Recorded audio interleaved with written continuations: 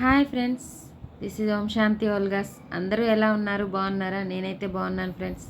అందరూ బాగుండాలి, అందులో నేను ఉండాలి ఫ్రెండ్స్. నేను తెలుగులో కొన్ని నీతి పద్యాలు ఉంటాయండి, వేమన పద్యాలు, మీరు వినే ఉంటారు. అందులో ఒక్కొక్క పద్యానికి ఒక్కొక్క సారాంశం ఉంటుందండి. అవి తెలుసుకోవడం చాలా, అవి మనకి చదువుతుంటేనే వాటిలోని అర్థం తెలిస్తే అసలు ఇది చాలా బాగుంటుంది. వింటే మీకు తెలుస్తుంది. చూడండి ఫ్రెండ్స్. అల్పుడెప్పుడు బలుకు నాడంబరముగాను, సజ్జనుడు బలుకు చల్లగాను. నాడంబరముగాను సజ్జనుండు బలుకు చల్లగాను. అంటే ఫ్రెండ్స్, నేను వేమన పద్యాలు అంటే చాలా రోజులు అవుతుంది నేను చదివి కూడా, విని కూడా చాలా రోజులు అవుతుంది. ఈ మధ్య అసలు ఆ పద్యాలు నేను వినలేదు. కంచు మోగునట్లు కనకంబు మోగున, కంచు మోగినట్లు కనకంబు మోగున, విశ్వదాభిరామ వినరావేమ. అంటే ఆ పద్యంలోని సారాంశం ఏమిటి అంటే, అల్పుడెప్పుడు బలుకు నాడంబరముగాను, అంటే ఏమీ లేనివాడు నాకు అది ఉంది ఇది ఉంది అని చెప్పి గొప్పలు చెప్పుకుంటాడు. సజ్జనుండు బలుకు చల్లగాను, అన్నీ ఉన్నాయి వాడు మౌనంగా ఉంటాడు.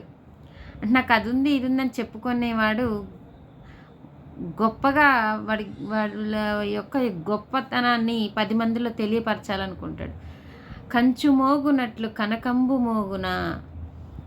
అంటే ఇప్పుడు చూసారా ఫ్రెండ్స్, ఏదైనా కింద పడినప్పుడు కంచు మోగినట్టు, అంటే కంచు మోగినట్టు కనకంబు మోగున. బంగారం కింద పడితే సౌండ్ వస్తుందా ఫ్రెండ్స్? రాదు కదా. ఈ పద్యంలోని సారాంశం కూడా అదే.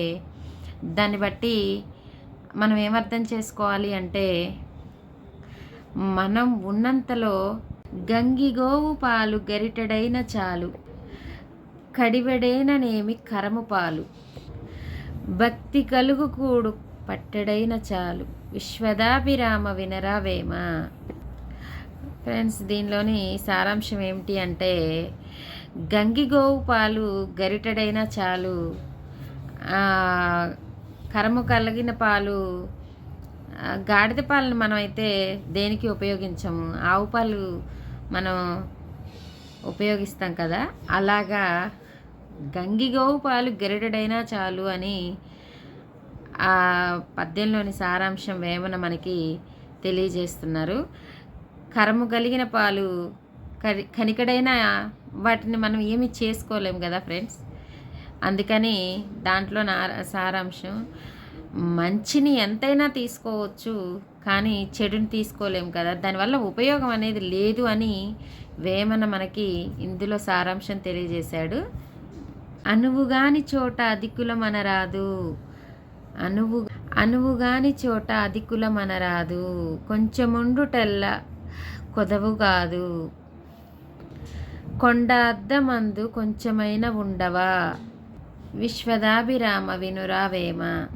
అంటే ఫ్రెండ్స్, కొంతమంది ఏం చేస్తారంటే, అక్కడ అనువుగాని చోట మేము అధికులం మేమే అని చెప్పి వాళ్ళు ఏదో గొప్పగా చూపించుకోవాలనుకుంటారు. కానీ అక్కడ మనకి విలువ లేనప్పుడు మనం నిలబడాలనుకోవటం తప్పు ఫ్రెండ్స్. అంటే వాళ్ళు విలువ ఇవ్వట్లేదు, మనం అక్కడ నిలబడి వాళ్ళని ఇబ్బంది పెట్టడం కంటే మనకి విలువిచ్చే దగ్గరికి వెళ్ళి మనం నించుంటే చాలా బాగుంటుందని ఈ పద్యంలోని సారాంశం వేమన తెలిపాడు. విశ్వదాభిరామ వినరావేమ. వేమన మనకి తెలియజేశాడు ఈ పద్యం ద్వారా. అనువుగాని చోట అంటే మనకు అక్కడ విలువ లేని చోట మనం నిలబడకూడదు ఫ్రెండ్స్. మనకు విలువిచ్చే దగ్గరికి మనం వెళ్ళాలి. అప్పుడు మనకంటూ ఒక విలువ ఉంటుందని వేమన తన పద్యం రూపంలో మనకి సారాంశాన్ని తెలియజేశాడు ఫ్రెండ్స్. తల్లిదండ్రుల మీద ఒక పద్యం ఉంటుంది ఫ్రెండ్స్.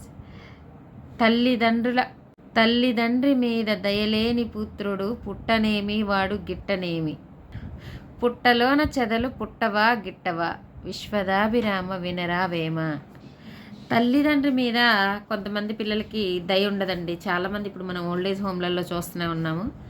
పేరెంట్స్‌ని ఎక్కువ ఓల్డ్ ఏజ్ హోమ్‌లలోకి పంపిస్తున్నారండి. ఎందుకంటే వాళ్ళు కని, పెంచి, పెద్ద చేసి మనల్ని ఈ స్థాయిలో నిలబెట్టినాక వాళ్ళని తీసుకెళ్ళి ఓల్డ్ ఏజ్ హోమ్‌లో పెట్టడం అది అదే తల్లిదండ్రి మీద దయలేని వాడు పుట్టనేమి, గిట్టనేమి అంటే తల్లిదండ్రుల మీద ప్రేమ లేనోడు పుట్టినా ఒకటే, వాడు ఆహ్, లేకపోయినా ఒకటే అని చెప్పి వేమన పద్యం మనకి సారాంశం తెలియజేస్తుంది. కానీ అది నిజం.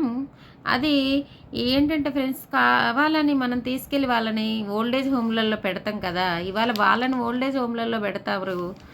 రేపొద్దున ఈ మనం చేసే పనులను మన పిల్లలు చేస్తారని చెప్పి ఎలాగో మనకొక అదొక అవగాహన అయితే ఉంటుంది గదా! ఇవాళ మనం తీసుకెళ్ళి వాళ్ళని ఓల్డ్ ఏజ్ హోమ్‌లలో పెడితే రేపొద్దున మనల్ని తీసుకెళ్ళి వాళ్ళు ఓల్డ్ ఏజ్ హోమ్‌లలో పెట్టరా? అదెందుకు గుర్తించట్లేదు ఫ్రెండ్స్. కానీ తల్లిదండ్రుల్ని చూసిన వాడు గొప్పవాడవుతాడు.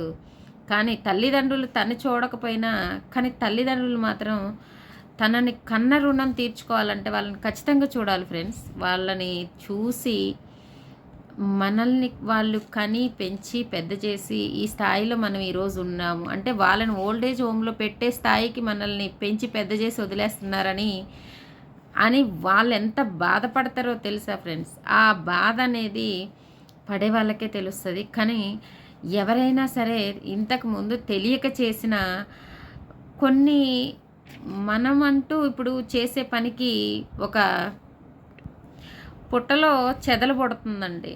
ఆ చెదలు పుట్టవా, గిట్టవా అని చెప్పొస్తది. ఆ పుట్టలోని చెదలే తనే ఇచ్చేసుకుంటుంది. విశ్వదాభిరామ వినరావేమ. అంటే ఇప్పుడు తల్లిదండ్రుల్ని మనమే ఏదైతే ప్రేమతో చూస్తామో రేపొద్దున్న మన పిల్లలు మనల్ని అలానే చూస్తారు. అలా అని పుట్టనేమి, గిట్టనేమి తల్లిదండ్రుల్ని చూడనోడు ఉన్నా ఒకటే, లేకపోయినా ఒకటే. ఇది మాత్రం నిజం ఫ్రెండ్స్. కానీ పేరెంట్స్‌ని ఎప్పుడూ బాధ పెట్టొద్దు. వాళ్ళు ఒక 20 సంవత్సరాల వరకి 20 ఇయర్స్‌కి ఒక 20 సంవత్సరాలకి వాళ్ళు మ్యారేజ్ చేసుకున్నారనుకుందాం ఫ్రెండ్స్. పేరెంట్స్ విషయంలో 20 సంవత్సరాల తర్వాత మనం మనల్ని ఒక 2, 3 ఇయర్స్‌లో పిల్లలయ్యాక వాళ్ళని పెంచే బాధ్యత వాళ్ళు తీసుకుంటారు. ఆ 2, 3 ఇయర్స్‌లో వాళ్ళు ఆ పిల్లల్ని పెంచటం, వాళ్ళు ఈ లోపల పెరిగి పెద్దోళ్ళయిపోయి స్కూల్‌కెళ్ళే పనులలో మళ్ళీ వాళ్ళని చదివిచ్చే బాధ్యత తల్లి, తండ్రి ఇద్దరు కలిసి తీసుకుంటారు. వాళ్ళు స్కూల్‌కెళ్ళి చదువుకొని వచ్చే వాళ్ళు ఇప్పుడు చదువంతా అయిపోయిందాక ఆ బాధ్యత అంతా బర్డెన్‌గా తల్లిదండ్రులే తీసుకుంటారు. ఏ రోజైనా పిల్లలకి ఆ బర్డెన్ తెలియనియ్యరు. తెలిసిన పేరెంట్స్ అయితే. అలాంటప్పుడు మనం వాళ్ళకేం చేస్తున్నాం అన్నది మనకి ఇంపార్టెంట్. వాళ్ళిప్పుడు ఇప్పుడు వాళ్ళ వయసు 40 సంవత్సరాలొచ్చినియి. 40 సంవత్సరాలొచ్చినియి, 50 సంవత్సరాలొచ్చినియి. వాళ్ళు చదివించారు, పెళ్లి చేశారు, పెద్ద చేశారు. ఆ తర్వాత నీకంటూ నీకు పెళ్ళయ్యి నీ పిల్లలు పుట్టాక వాళ్ళని చూడకపోవడం అనేది చాలా దౌర్భాగ్యం అది. అది ఈ సొసైటీలో ఇప్పుడు చాలా జరుగుతుంది. కానీ దాన్ని చాలా వరకు అరికట్టుకోవాలి. కానీ తల్లిదండ్రులను ఒక్కసారి అమ్మ, నాన్న అని వాళ్ళని ప్రేమతో మాట్లాడి చూడండి ఫ్రెండ్స్. వాళ్ళలోని ప్రేమ అది కొన్ని కోట్లు పెట్టినా రాదు. ఆ ప్రేమని అది ఆస్వాదిస్తూ తీసుకోవాలి. వాళ్ళు ఉన్నన్ని రోజులు వాళ్ళ విలువ తెలీదు. వాళ్ళు లేని రోజు ఆ బాధ మనం చెప్పటానికి కూడా ఎవరు ఉండరు ఫ్రెండ్స్. కానీ మీరు అర్థం చేసుకోండి. వాళ్ళున్న మన లైఫ్ చాలా అందమైన ప్రపంచం. వాళ్ళు లేని మన లైఫ్ అంతా శూన్యం. అంటే ఎప్పుడు వాళ్ళు మనతో ఉండరు. కానీ ఉన్నన్ని రోజులు మాత్రం వాళ్ళని బాధ పెట్టకుండా చూసుకోవడమే గొప్ప నా ఆలోచన ఫ్రెండ్స్. ఈ వీడియో కనుక మీకు నచ్చినట్టయితే ప్రతి ఒక్కరూ లైక్ చేయండి, షేర్ చేయండి.